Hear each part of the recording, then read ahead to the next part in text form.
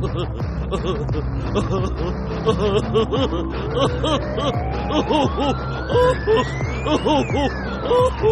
too formulated. Well, welcome to Bad Radio and Carnival of Randomness. I'm still sort of Rob. We can swear. Go ahead. And swear your head off. Hey, I'm the host. I'm doing the intro. Shut up in the peanut gallery. Hey, screw off. So, Groundhog Day has come and passed, so we'll know if Greg has joined 6 more bands at the Groundhog Shadow. Can I see my shadow as I run by to the next gig? So I've heard, like, you know why Liberty DeVito wears the wristwatches on his ankles during shows, right? I do not know. Yeah. Well, because he broke them when he was drumming. Yeah, really? So when you drummed, do you ever go through the floor? Not yet. So he claims he broke his wristwatches. Lenny thought it was keep time. Yeah, but I'm trying to picture looking at your watch like this, like lifting up your leg. It's just a prop, I would figure, you know. It's like but I'm very thrilled to have these guests here, and I want to be extra thankful to Karl LaPorta because we had such interesting scheduling this with the snow and everything. Oh, yeah. So thanks for being patient. And hi, Karl. You'll still regret being on. And then we're very, very happy to have Lenny, and I'm not doing his last name after the jokes we talked about before the show. You can say it if you want. We made up a song about your last name, didn't we? Once. Not really. Lenny's our silent partner today, so don't. Yeah, we just did not want to. I'm just here for looks. That's right. Of course. But this is I have music. A face for radio. The voice for the silent films, right? But always go. How did you? The world of music is a crazy world. What got you to decide? Hey, I don't want to make bread. I want to get into this crazy business. What was your muse when you were growing up? You started late. You talking to me? Yeah. Anybody? Yeah. I don't know. I had nothing else to do. My father took away all my dirty books. I figured I'd play the drums. Yeah. I think that's the origin story of just about 90% of drummers. I lost my porn, so I switched to drums. I like that. I had no choice. My father was a piano teacher. Oh, wow. Where? He's self-employed. He went from home to home. Back in the really? day, the 60s and 70s, that was huge. I do find out, like a lot of our guests, I would say 75% plus, they come from musical families. Yeah. I really didn't. I mean, I'm surprised. I didn't have that stuff in the house like everybody. We had music in the house. I mean, my mother would sing, ironing or something, but that's about it. But was there any, like, when you started off, too, any, like, groups or albums or something, or songs that really pulled you in that direction, too? Yeah. Listen to, WBBF, listening to the 50s and 60s music. It wasn't any one song in particular, but... I just started loving the music, and I guess it's the same going through the decades. You become a teenager and you start getting interested in music and girls and sex, drugs, and rock and roll. That's it. So I've always had the thing where, like, I'll find an album. And for me, it was, you go down to Gold Circle, and we had this weird habit of my mom would make tea with distilled water. Yeah. And go get some albums there and get there. And it was the Beatles 67 to 70 was like my first. It was the Blue album. Yeah. And I remember playing that and some other albums. If you look at them now, the grooves are gone. I played them so much. And then, for some reason, XXI would have Yellow Submarine on the 4th of July. And we were getting to that. That's what really pulled me into all this. It was Yellow Submarine all the while. Yeah. I remember seeing that in the theater. That was funny. I used to go see all those. Beatles. I didn't know until, I would say, last 5 years that wasn't the Beatles' voices in it.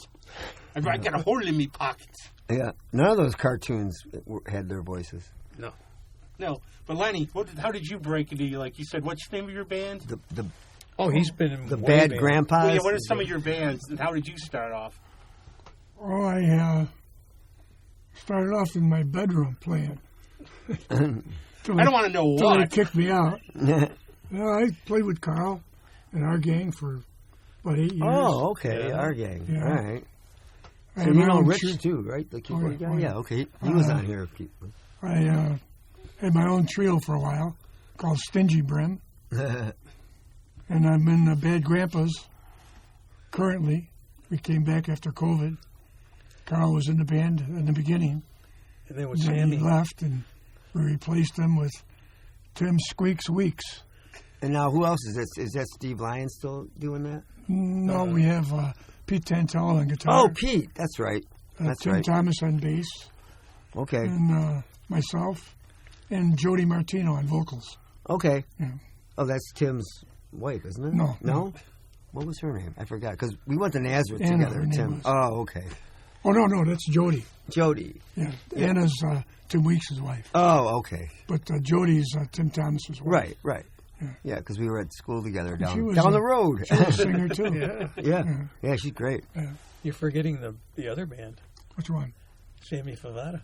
Oh, yeah, Breezin'. I was in Breezin'. Okay. We did a lot of gigs like the Crescent Beach back in the 80s.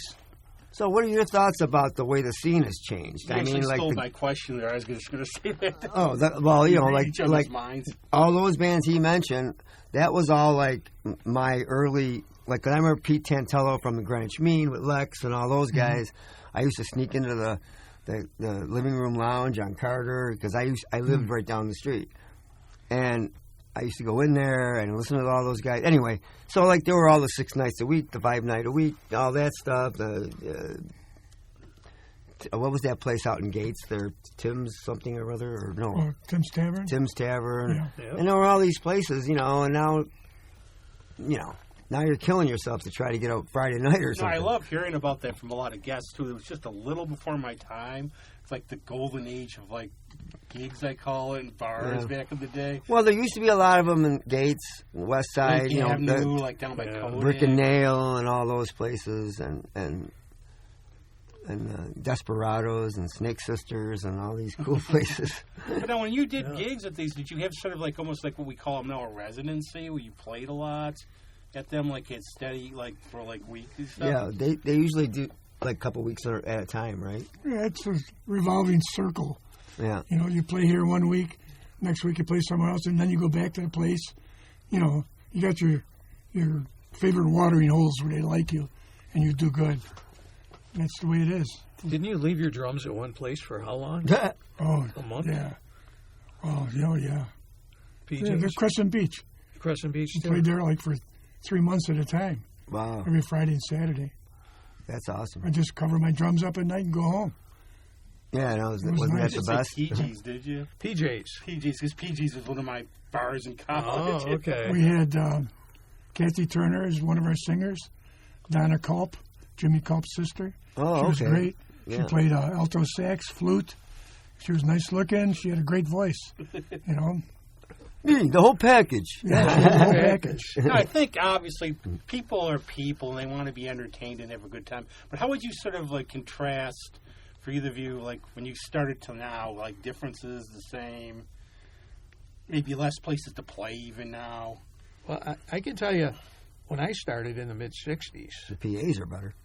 yeah, they are. Well, in the mid-'60s, we You made like the old Shore Vocal a Master? lot of our money at colleges, frat parties. Right. We played frat parties like there was no tomorrow. The U of R probably had half a dozen to a dozen frat parties going at once. I did those too. Jerry Wolf used to book Oh, those. yeah. Remember Jerry? And we just played one after another, RIT, and, we played some clubs. We had a little trouble getting into the bars because we were kids. We Right. were still Of course, 15 yeah. and 16. That's the whole thing. We did that. But as you know, the equipment, I wish I still had my equipment, but, there were no monitors. It was just you tilt the speakers in so Right. you could hear a little bit. Yeah. And but we had a great time. We didn't have a care in the world at that age. Well, I bet too. Nobody thinks We had now, better systems than the Beatles did when they started. Them young folks. Like George Martin didn't want to even have them because he thought they didn't sound good. Yeah. But like them young folks don't realize when you were playing, rock was something new. Right. Yeah. And I'm reading a book about Chuck Berry, and I always say for the 50s, you had to be a special kind of crazy doing this. Because even like, okay, Fats Domino, that, rebel guy, Yeah. it's like he got banned from because there were riots at 4 of his concerts. Yeah. Well, we had a few at ours shows, mostly at the church gigs of all places. Yeah, We'd oh, start wow. fights and clear them out after a while. Well, you know what's funny? This is kind of along those lines. So, back in the day, I played with that band Lucifer. I remember. Remember those guys? Joey Mattioli and all them guys? Okay. Remember them, Lenny, right? All them guys.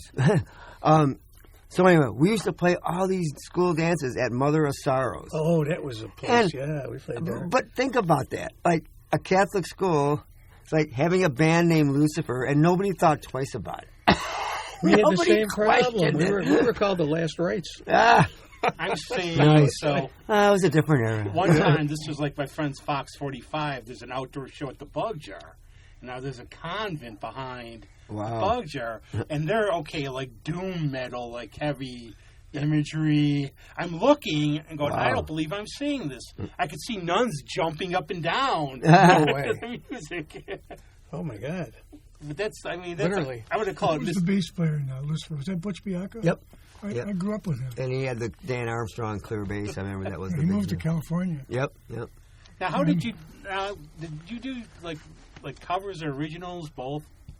Even now, Well, I started always doing covers, and then I got out of it for a while. Actually, before I joined the Bad Grampus, I had all this music rolling around in my head, and I says, you know what? Now's the time to put it down, put it on a CD. Never expected to make any money on it, but I just wanted it a legacy or whatever you want to call it. Right. So that's what I did, but everything else has always been cover music. I've never really been in an original band. Have Wow.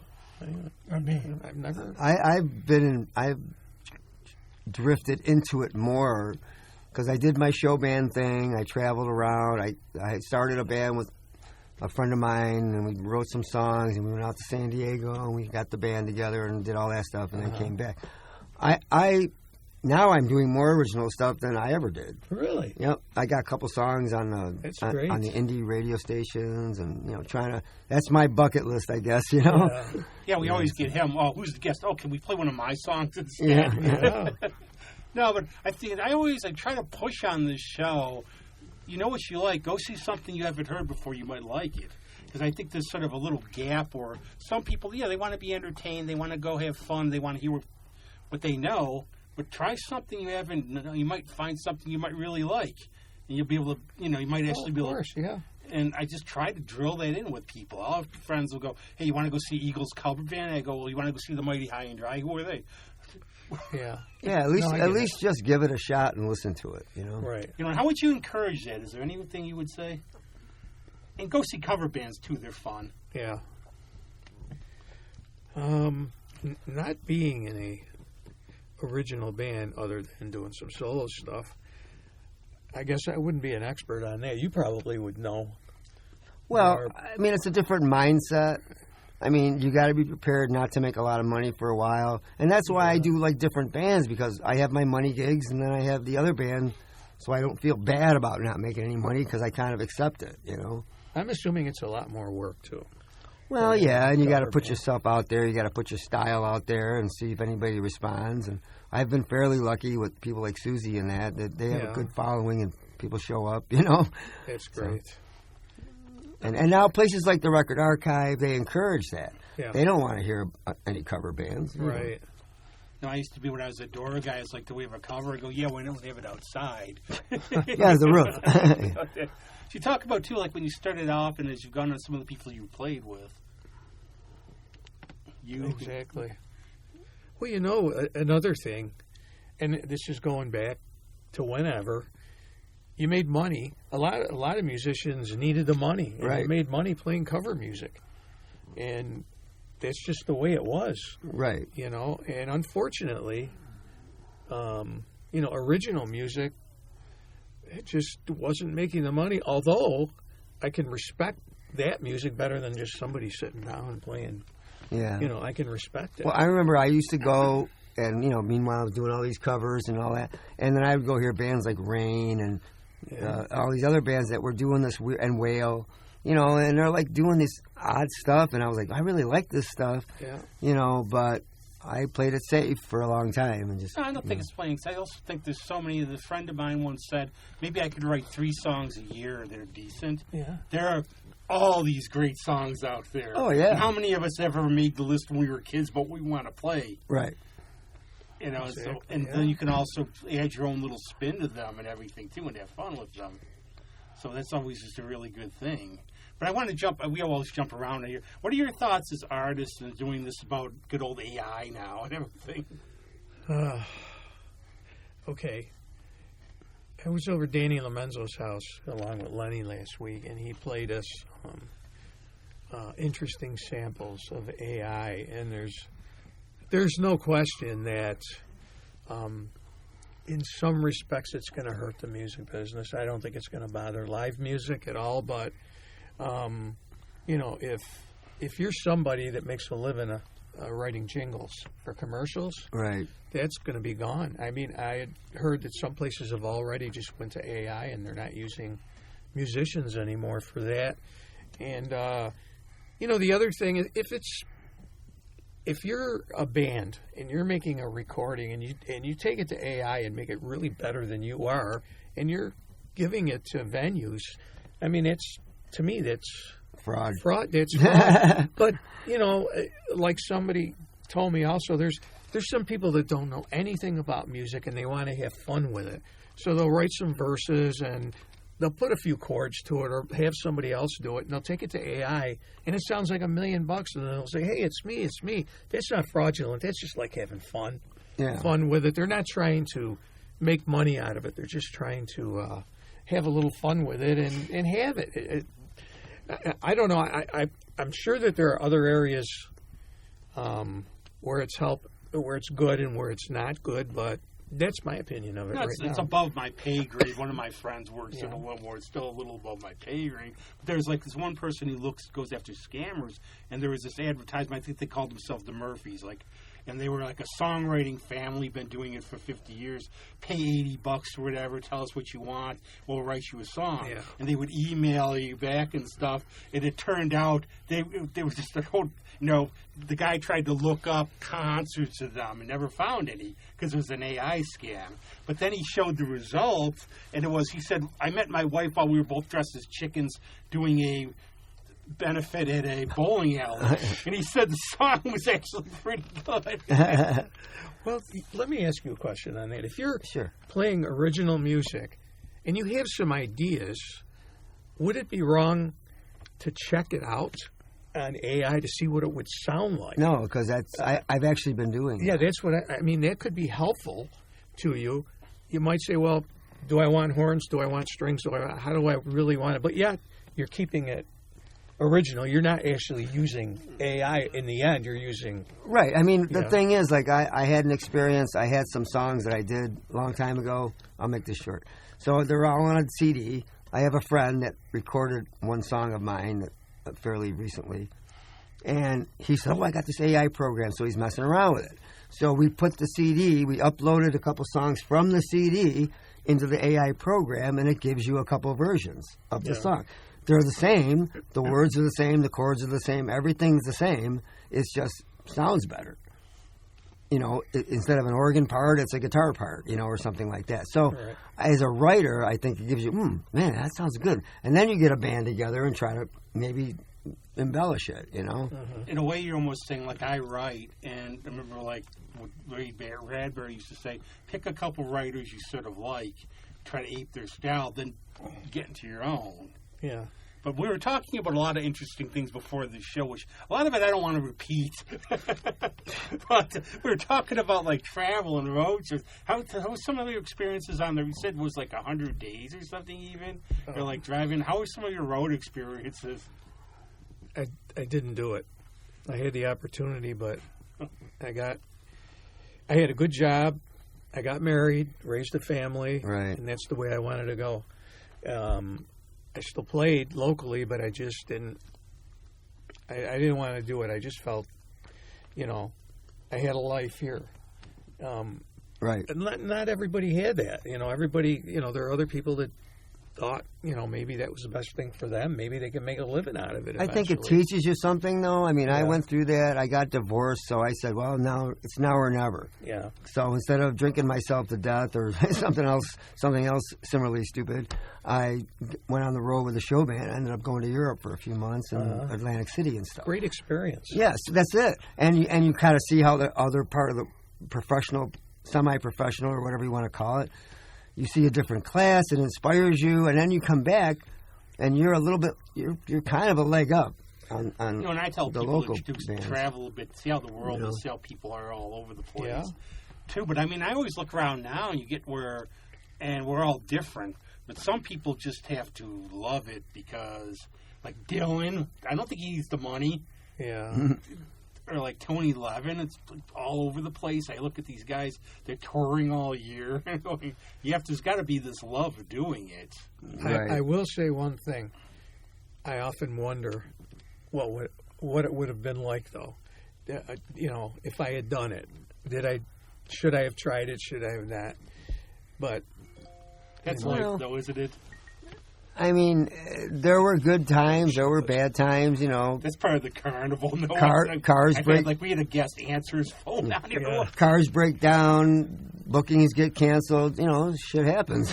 Yeah. And I remember a couple of times I was out in the middle of nowhere. The guy hated the band or something, and then we had to drive to freaking Texas from the East Coast in like overnight, or I was sick. Oh, yeah, there's been some bad experiences. You think it's glamorous. There's a bar I worked at, and I won't even name it, but a band came in the snow from Winnipeg, and the guy cheated them out of their money. They're coming from Winnipeg. So that's the whole thing about that. It's actually Dan Wiley, who's in the Cosmic Rough Riders, he's a Scottish musician. He wrote the best thing I've ever seen about music. And he just said, look, most musicians don't make a lot of money. And you think it's glamorous, it's not. Well, that brings us into the whole business aspect and the club owner thing and integrity. And I mean, most places now, like especially at least locally, you kind of know what you're getting. They tell you up front what's happening. You get the door or whatever, So they're putting it more on the musician. Yeah. Bring in your crowd, because the bar doesn't have a crowd anymore like they used to. Or some places do, but not as much as before. Yeah. Now, rumor had it you had something to do with our local Hall of Fame. Oh, you mean that Rochester Music Hall of Fame thing? You've been there, I guess? Yeah, I was the founder, supposedly. So it was an idea. Now, how did that come about? Did you just go one day, wow, I need a place for Greg? Exactly. Yeah. I'm still waiting, but that's okay. Yeah, but how was the genesis I'll take of it that? posthumously. Well, I always thought Rochester was a great music city, and not just rock and roll. I mean, I was brought up as playing classical music, and my dad being a piano and violin teacher, I was exposed to a lot of different types of music, and I just wrote a letter to the editor back in the DNC in October of 2009. Wow. And I thought, this is going to be a great idea. We should have one here. But I never thought that everybody would contact me. I just thought someone would say, oh, that's a great idea. All of a sudden people are calling me and let's do it. And I says, okay, let's put it together. And then they kind of said, well, you got to be president of Fame. President, of a 501c3 nonprofit organization. But you didn't want to be like George Washington will make you king. There's that story about how John Adams was a royalist, and he wanted to call him His Excellency George Washington. No. Some guy said, "We'll call you your rotundus, John Adams." Well, I didn't have a college education. I just went to high school and everything. I'm not that experienced, but luckily we had a lot of people that were passionate about putting this together, and I learned a lot from them, and we all, just put in our time and everything, and gradually, everything came together, and we had our first induction ceremony in 2012. Now, I will say, everything's really gone very well with it. The only thing is we get a lot of complaints about when is this one going to be inducted and when is that one going to be inducted. And a lot of sour grapes along the way. And I get it because every Hall of Fame has the same issue. But we have just about 200 nominees on our list, and they're all qualified. And it's not just rock and roll. It's, all different genres of music from all eras. Oh, I know that because we had some of the guys on, and I'm bad with names. And I call it the Rochester Rock and Roll Hall of Fame. No, it's the Rochester Music Hall of Fame. Well, that's the problem. We're trying to balance it. In other words, we try to get different genres of music when we can. Right. And the other thing is a lot of people don't understand that sometimes behind the scenes, the people that they may want inducted aren't ready. Sometimes there's problems with people that were in a band together, or people are traveling, or this or that. But we don't say anything. We're not going to let the public know what's going on behind the scenes either. But are we perfect? Absolutely not. We make mistakes. I mean, we have a selection committee, but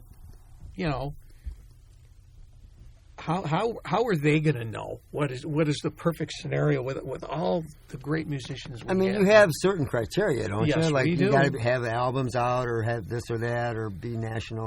Well, for instance, the Sky Coasters are being inducted this year. They're one of the inductees. And, for years, a lot of people said, well, we don't want to start doing Rochester bands and all this other stuff. Well, here's the thing. Part of the criteria is not that they've been together for 50 years, but they've raised an awful lot of money for charities and other things in the community, and that is part of the criteria. And so, when you put those things together, a lot of times people don't understand it. Sure. And it's okay. We're used to that, and we knew this was coming because we talked to different Hall of Fames when we started. We had the Sky Coasters on. They're great guys. And one thing I said to them is one of their legacies is, all of these decades, you made a lot of people happy. And that's like one of those things, that I can't think of like anything better than that. That's a soft benefit, type thing. Be like me going on to like Leonard Cohen or something, and everybody being miserable. Yeah. I love that. Well, we have so many people that have... In the past, obviously, you have Lou Gramm. You have the guys that have gone to Nashville, guys that have gone to L.A., and Steve Gadd and all these guys. And just they chose to not be in the spotlight so much, but they contribute so much to music. Yeah. And they're from here. So Gene Cornish, all those guys. And you don't want like the Sunshine Boys, though. You don't want one of those. I'm telling you again with the finger. You know what?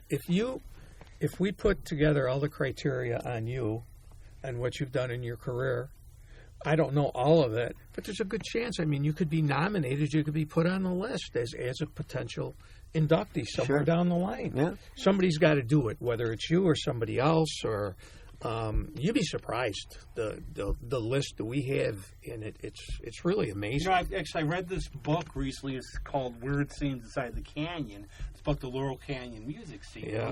For me, a lot of stuff like Kitties. There's an old joke, and I don't know who said it first, but a friend told it to me, where he said, "I never realized till I grew up, Hal Blaine was 5 of my favorite drummers." Oh, hell yeah! I learned so much from him. And a lot of music is like the Byrds.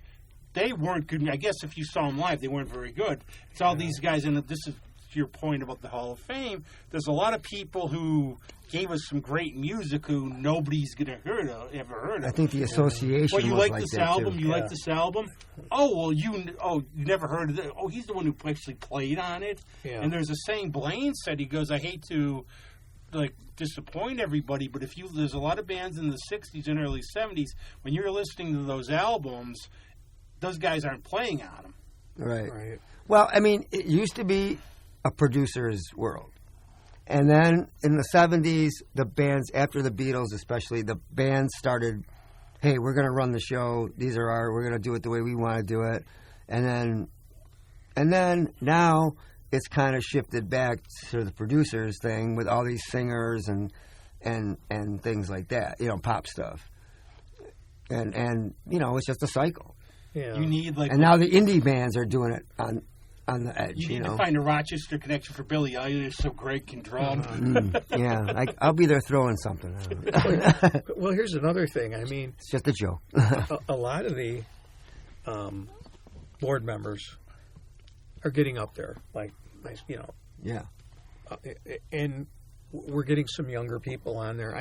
We're not as knowledgeable about the young talent that's coming up as maybe somebody else that knows, and we have to take that into consideration too. I'm kind of out of the loop. That's on a good point. I call like some of my best friends. I call it my class of 2012. Wake up, Lenny. Because and that's an advert for the show.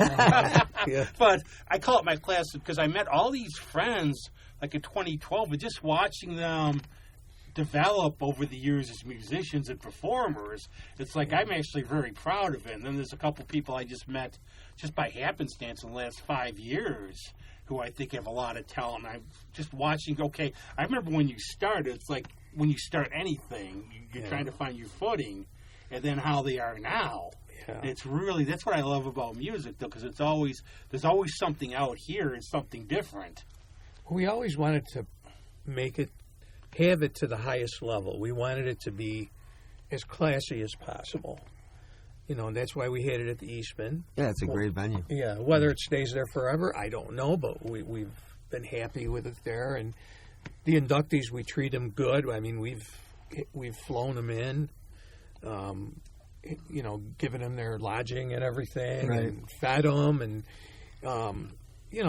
there's a lot of money. Please don't say garbage plates for outside. Although some of them ask for it. I'm so sick of that. Yeah, some of them ask for it. Yeah, I'll bet.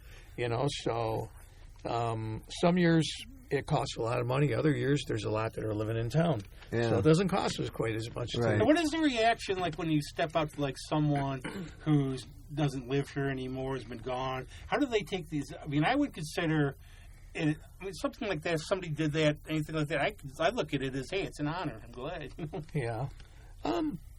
Most of them feel that it's an honor. They really do.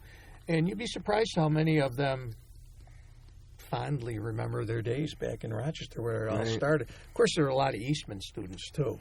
Yep. And that's one thing that always, back in the day, I always wondered, we're such a big town for music schools and things. Why is this not more of an epicenter for recording? It should have been more of a river, because it's like should have been more like Ottawa, where they built along the river. But that's for a different podcast. But that's kind of the nice thing about the city. No, but I think we get to when I go walking with a good friend of mine who's a drummer for National Act, and we still talk fondly because I think it's important to have a handful of friends you grew up with. And I don't get caught in the past, but telling the old stories and everything. Right. So when you've lived, you start, especially as you're getting older, and I faced my mortality more than once, you start looking back, and it's like, I don't want to go back there, but I get a good chuckle, or it's nice to come home sometime. Yeah. The old anti-Tom Wolfe thing, I can go home again. Well, man, there's a lot of phony balonies out there, and everybody's me, and, and kind of putting out their image and this and that, and you come back and you can be real with people. If they're your friends or your family here, they don't care if you haven't had a hit record. They're still your friend. And you don't have to have a hit record. Now it does. I mean, there's a checklist you go down, and if you check that list off, or if you've won a Grammy or something like that weighs a lot. But you don't necessarily have to have that. If you did a lot in this community, too, that means a lot to us. Yep. And also I could just see people haven't been here years walking around and getting, wow, I remember when this was this. This is like a story that has nothing to do with what we're talking about, but I just thought of it. It's like I'm a big Jason Isbell fan. I guess one of my friends met him after he played here, and he said he met him when he played for the Drive-By Truckers. He goes, "Oh, you did? Was I a total asshole to you? I used to be an alcoholic." And it gets a story in. But I also think, why don't people, instead of complaining, take it and enjoy yourself? You don't have to participate. Just take it for what it is. Nothing's ever perfect. Well, it's like anything else. I mean, everybody's different from one another, and some people just feel that they have to voice their opinions or complain, whatever it is. This new class, I think I saw Ty Diggs. Yeah. Yeah. Who's been announced so far? Somebody else. Diggs and Sky Coasters. Now there's going to be more. You already. Yeah. No, that's okay. There's going to be more announced this month. That's good. I think it's a great thing. Yeah, and I like how it's come again from when it started. How would you say it's evolved from when it started? And I know you had this I think you had a house band with this crazy keyboard player for a while. Yeah, you mean the greatest band in Rochester? I don't know, Primetime Funk. Are you kidding me? They were, and I got. Yeah, but how did you when the keyboardist set his keyboards on fire and did a dance? Well, that was when he was playing. He was always on fire, But I got to tell you, speaking of Primetime Funk, there were a lot of people that came in and were worried about their image playing with a band here, and they wanted to hear recordings of Primetime first. Sure. I'm talking about maybe David Clayton Thomas and some of the other ones that came into play, even Paul Simon, but as soon as they heard, they're fine. They're great. Nobody ever said anything about Primetime Funk. It was just, they're top of the. Actually, I think one of my friends drummed at one of your events, and Rob Mount. Probably. Because I just saw a picture at the Eastman. It could have been for something, but I think he might have done that. But I think there's always, okay, I'm playing with Paul Simon or somebody. Yeah. Because it's even, trust me, established musicians like national musicians feel it. There's a story Ian McLaughlin told, but when he played with Dylan, where he's sitting there and he's going, I don't really like this. Bob keeps staring at him. So he goes to one of the guys in the band, am I doing something wrong? Bob keeps, oh no, he's nearsighted and doesn't wear glasses on stage. He's trying to see where you are. Just to top it off, I think Primetime Funk was the heart and soul of this organization. Really was. Without them, I'm not saying that nobody else could have done it, but it was just so seamless with them. They're so professional. And you can't have a backup band that adapts to a multitude of situations without them. They have to be good. Yeah. You have to interpret styles. You have to switch gears a lot. And all that. We've had some people that were mad at us saying, well, when can we have another band have their turn at it? Oh, right. I don't know. I don't want to criticize them, or we didn't want to, but...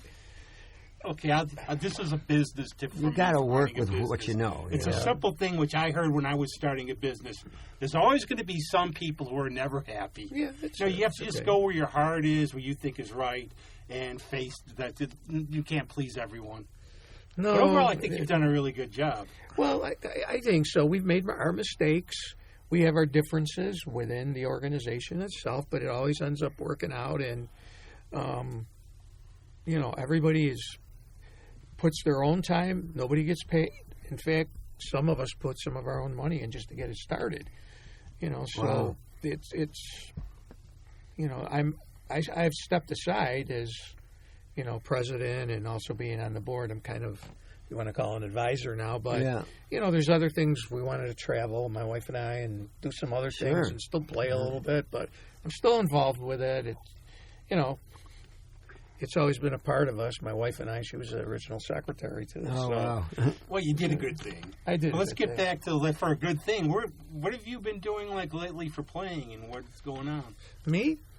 I do some solo gigs, piano-wise. I'm playing with a band called Music of the Stars, which is kind of like you want to call it a show band, and then a Band on the Run, which is a tribute band for Paul McCartney, not the Beatles. Right. Okay, Paul McCartney or the guy who replaced him when he died? Both. I make this joke a lot because I actually have a couple people I know who really believe that. And I had the theory, I think he was replaced by Shem Howard, who faked his death. You might be on something. You might be on it. Yeah, you're on something. You know what their theory always is? That's why they stopped going on the road. But I have fun with it, though. Oh, no. I fill in with the Coops every once in a while. And I work with, are you familiar with Greg Prevost from the... Yeah, we've known each other for decades. He likes to write music, and he also likes to take music and reinvent it, and work on a CD or something. I'm doing something with him right now. I like what he does too, because he's gone from his former band. He's really he's evolved. I like what he's. He's a great. I think he has this sense too, hey, I can do what I want. Yes, exactly. Right. He's a great guy. He's a great friend now, and whenever he asks me, I don't want to be that busy in life, but when he asks me, I enjoy doing it with him. That's great. It's fun. Because he's been around forever. Yeah. And he loves diet sodas. He does. What was Tab? Tab, you dog. Tab. It was Tab. Fresca. But I wanted to ask, I've been joking around about, I always stunk at music, but if I decided, I always tried to play piano. and I was going to ask how you got into piano, but my big thing was, and I think if I decided to play something, we were talking about hauling equipment. Greg knows about that. Everybody knows about that. Every and day. there's the that we were talking about certain places where there's huge steps, and or in the winter or anything else. How did you? Does the instrument find you, or did you find the instrument? Did the piano out there going, "Hey, you're going to play me"? Is the French horn? No, I'm easier to carry. Well, being as my dad was a piano and violin teacher, So I would do the opposite of that. Like I'm a contrary. I kind of was. I was 6 years old when I started, so what did I know? And I took for 10 years. My father says, "You're going to take for 10 years, no matter what." And there were the ups and downs, but you know what? As I got into it more, it was more appealing to me because I got a lot more knowledge on things. And then I was able to just play rock and roll music and everything. That's how I ended up getting in a band, because I developed an ear for it and everything. And, at first he was against the rock and roll thing because he was a classical teacher, piano What is this teacher. one chord thing? I've heard that, I've heard that from guests about, I wanted to play jazz, but they wanted me to play classical. Well, what ended up happening is he ended up being the manager of our first band, him and my uncle. So it turned around, and he ended up teaching some music from the Beatles, sheet music and stuff. So it turned around. It was a different generation. Remember those Beatles songbooks? I have those at home. Yeah. I think the one was, it might have been from Magical Mystery Tour, the cover. So I tried to learn. See, this is why I quit playing, because the first songs I tried to learn were Mazagorski's Pictures at an Exhibition. And and maybe that was not the right thing to try. No. I dive right Probably in. should have started with Blueberry Hill or something. Yeah. I dive right. Or Twinkle. I think the classic for guitar was Twinkle, Twinkle, Little Star. Might have been the first one. Well, the thing when rock started, like you said, it was new and all. I mean, it really put a strain on the crooners and the swing generation. Oh, yeah. Now swing is kind of there's been a reinterest in it and jazz and stuff, but it took a long time. When that stuff came out, it was it was the World War II kids, and it just took over. You're right. You're absolutely right. And I mean, I'm part of that generation too. So I mean, when the Beatles came out and different stuff came out, I mean, it just put the kibosh on the Sinatras and stuff. Like when you're a big band guy and you're saying this, because I know Noel Coward said horrible things about the Beatles, but I remember that. But he was getting old, and he's saying his way of life. So that's when Sinatra was wearing the Nehru jackets and stuff, and everything, because everything changes. Well, the one thing that I can tell you is I got humbled in a real hurry, because I was a piano technician, tuning and repairing for 35 years. I still do a little bit part-time.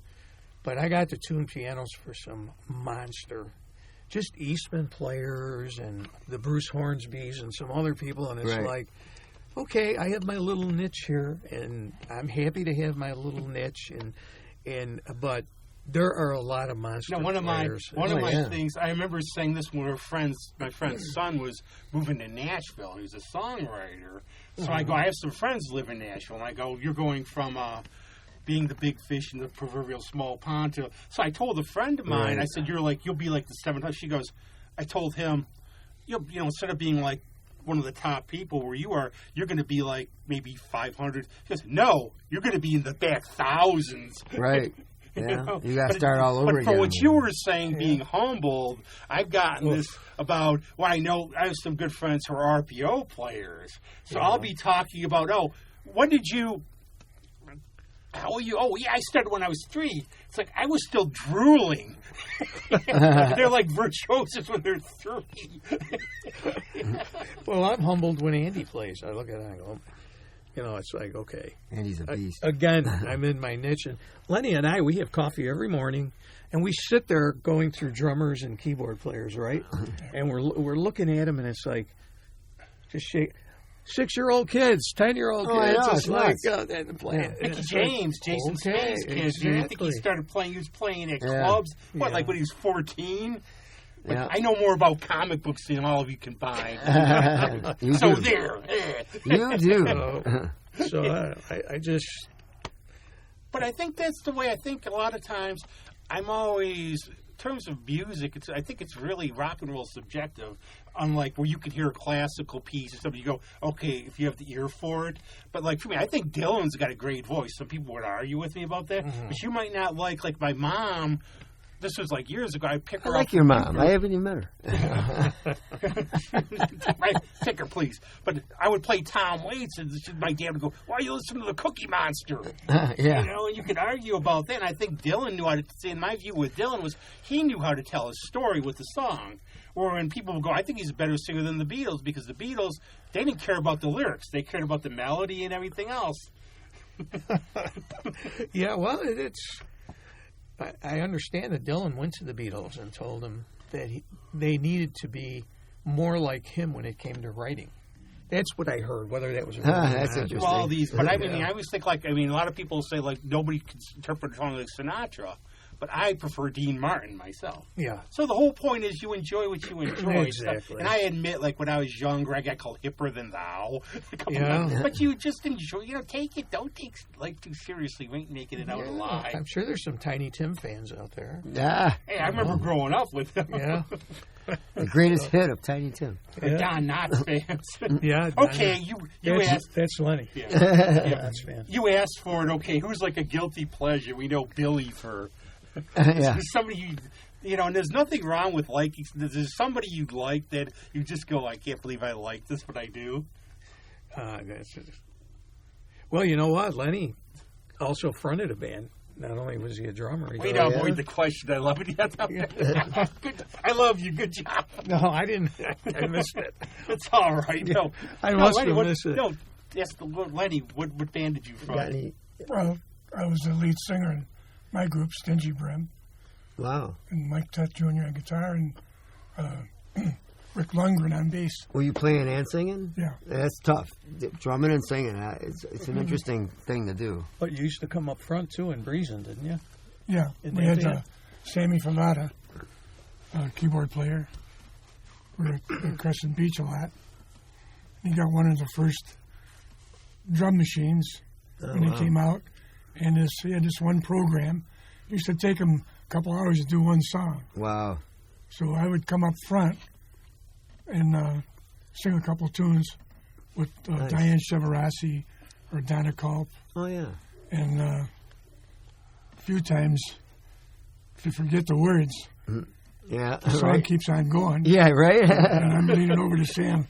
What am I supposed to do? He goes, just make sing, it up. just sing. Yeah. Sometimes if you get the first couple of words, the whole thing comes back to Well, the you. whole thing I've always heard, like from theater people, keep going. no Yeah. matter That's what. right. Keep going. But I mean, I always like it. I think about, like I say, not taking it seriously. I mentioned the Beatles album, but I got like one of the ones we all had to have was the double ELO album. And they're like, how was it? How do I know? We had to get it because it had the little spaceship in it. Exactly.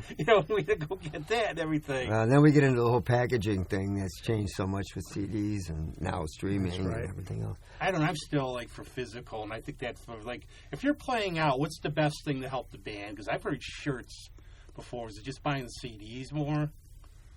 Is it CDs still? Because I've always heard buy the shirts too. Yeah, but then you end up with a drawer full of shirts that, don't fit after 10 years. Yeah. You put on the weight. I mean, at least I've got I was just looking. I have a stack of them. They're like collector's items now. I must have 5 Record Archive shirts and all kinds of band shirts. I mean, you know what I've been buying lately? Because they're cheaper, I go to shows, I buy a beer cozy. Or I buy a sticker or a pin or something because I just can't. I can't fork over $45, $50 for it. Of course, yeah. I hear the footsteps of drums. My guilty pleasure is Blue Cheer. Because yeah. I was we played Record Archive Saturday or Friday with Professor Anonymous, Don Anonymous, right? It was a good turnout, which I was surprised because of the weather. And I went looking around, and I bought one of their, used ones. I bought the first Blue Cheer album. I listened to this thing, and I'm like, because I remember listening to that stuff in like 8th and 9th grade. I met Dickie. he played here. You know, the guy was. He was a bugger. I saw him. But he's like interesting. They claim all these tall tales. He's like this tall. Lives in Big Sur. He's passed away, unfortunately. Lives in Big Sur with his farm and his chickens. Yeah. He said, "Well, we were at the hotel when Janice died. They took her out." And wow. So he was really good. But when I listen to that stuff now, because I was listening to it in high school, like 8th grade, 9th grade, and I'm like, wow. This is like my roots, that and Iron Butterfly that was and all like that one of the stuff. best shows I've ever seen. But this has been very interesting, as always. Thanks for being on. Thank you for having us. Now, we were going to play some songs, Sorry, I didn't mean to ramble. if you would, of your choice at the end, and you want to just surprise, like tell our maestro after we're done, or not, or just tell the folks, or whatever you guys like. I'm all for eat at that. Mel's, and I guess I'll say. But here's Carl's pick of the day. Yeah, thanks. It was a good conversation. Thanks, Lenny. Yeah. Say goodbye. Goodbye. All right.